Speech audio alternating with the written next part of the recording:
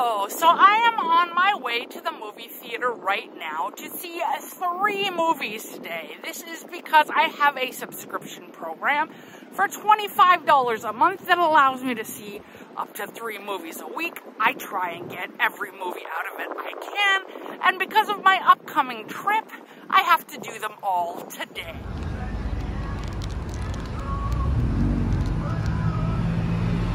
Okay, so let's recap the movies I saw today. The first one was Afraid. Afraid was about an AI that is installed in a household as a tool to help them out, mainly to, aid in what the mother has to do to keep the household together so she has free time to work on her thesis, and the kids have a companion, but it goes off the rails and tries to terrorize them. And that seems like such an interesting movie for those of you who like, horror thriller type things. But it seemed like half a movie to me. They didn't exactly resolve things at the end. I like the guy from Harold and Kumar, the Asian guy who was in it, but if I had to pay for the ticket, I'm not sure I would be happy leaving the theater after seeing it. Shaun of the Dead, the 20th anniversary re-release. Shaun of the Dead, for those of you who get into cult classics, was a zombie film with Simon Pegg, and it was put out 20 years ago. That kind of hurts to say sometimes, looking at things that are that old, and I feel like it was yesterday. It was fun. It was a lot of nostalgia, a lot of blood and gore, a lot of sort of dryness that the British are known for. It is an English film. You probably know all about how he basically hates his life and things are going crappy, and then suddenly everyone starts turning into zombies and they all go to the pub to try and stay safe, only they can't really stay safe, and 2 of them, I believe, survive in the end, and then one of the zombies seems to be a more docile zombie that can play video games, which is kind of cool and funny. At the end, you see Simon Pegg playing with his best mate, who is now a zombie. It is one of the 3 movies in the trilogy. There's At the World's End and Hot Fuzz. I love all of them.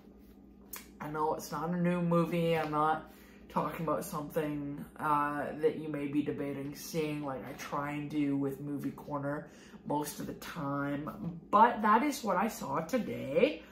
Also, Slingshot. That was the last movie I saw today. And Slingshot was very interesting. It is about space madness and this guy who loses his mind because of the, isolation of space, as well as the side effects of these drugs. They're trying to go to this very far off place in space, and so they hibernate for long periods, like 90 days at a time, and in order to do so, they are injected with these drugs by a computer system, and the drugs just kind of eat away at this guy's psyche, along with some things that he left unresolved back home, and it leaves you guessing really what's going on. When you watch the movie, you only kind of figure it out at the end exactly what happened. So I thought that was cool. You might not. Some other movies that I have seen recently, Between Temples. Let's talk about something I will recommend against.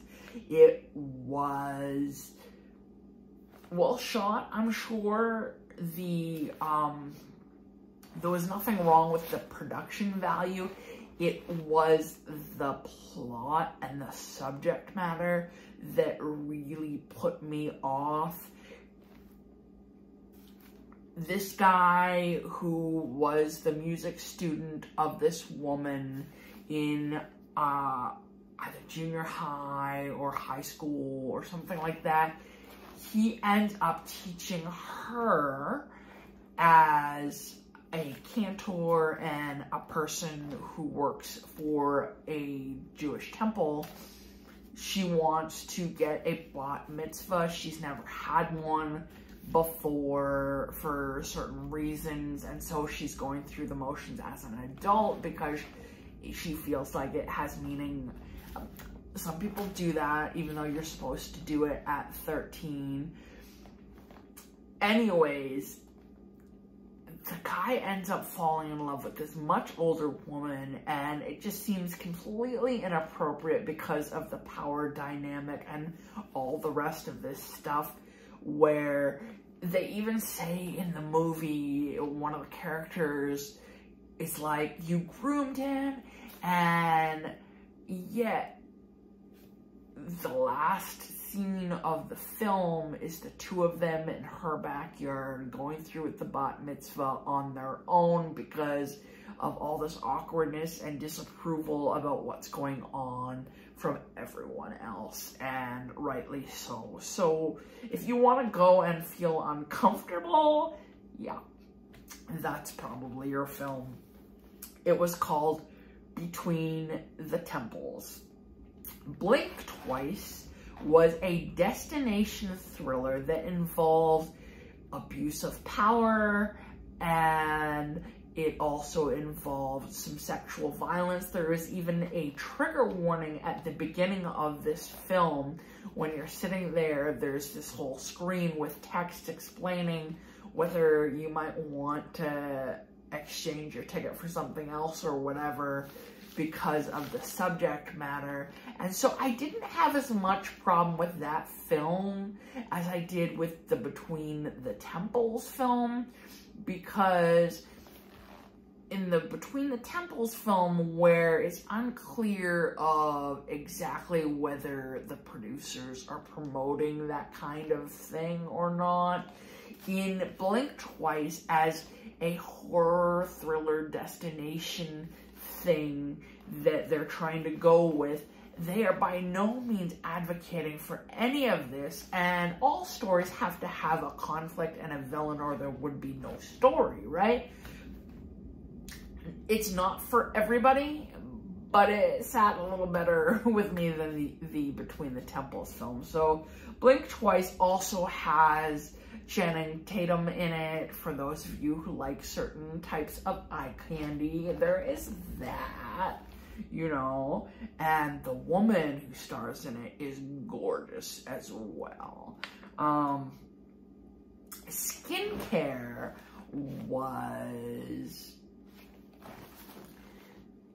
well, it was about a woman who runs a skincare establishment, like where she treats people for facials and whatnot, and she starts her own makeup line, and she's really struggling to get things going, and then this competitor moves in across the way from her and starts his business right basically nearby, and kind of takes some of the clients from her with some new techniques. Nathan Fillion was in it. He is the guy from Firefly, if you remember that one. He was also in Two Guys, a Girl, and a Pizza Place, which is a fantastic TV show. It's old, so you might have trouble finding it unless you're trying to order DVDs. Sometimes I think you can find clips on YouTube. Funny. It was one of Ryan Reynolds' first adult roles. I get off track. Nathan Fillion is a wonderful actor. I love to see him in stuff. He was in Skincare, and so I enjoyed the film. It kept me guessing a little bit and wasn't completely clear from the trailer, which is always good. I say that a lot about things, whether it's completely clear from the trailer or not, because I don't want to know everything going into a film. Part of me sitting and listening to these stories is the fact that I haven't heard them yet, and that is what entertains me, is that I'm being told something that I haven't listened to before. Some movies, Shaun of the Dead was fun for the nostalgia of it, but a lot of times I'll watch a movie maybe once, even if I thought it was fantastic. I did watch Deadpool and Wolverine 3 times. Recently was the 3rd time. And I didn't have this on my list here because I had already covered it. I just really enjoyed Deadpool Wolverine. There were some actual inconsistencies, or maybe things you have to use the multiverse to explain. But any story, you have to suspend disbelief at least a little bit anyways. What did I find so entertaining about Deadpool Wolverine? Of course, it's fun that he breaks the 4th wall. It's a little bit of an adult film, so that is fun. You know, it's mature stuff that I like to get into. I don't always, if I go with certain other people, sometimes I have to see more kiddie type films or stuff like that because those people don't like other films. But lots of jokes, lots of new stuff, lots of old stuff. You know, it all tied together. My favorite part about Deadpool Wolverine was where Chris Evans is about to, you know, escalate and go all apeshit on the guy, the villain there, and they think he's gonna say Captain America's catchphrase, and he goes flame on because he's actually Johnny Torch, and I loved that.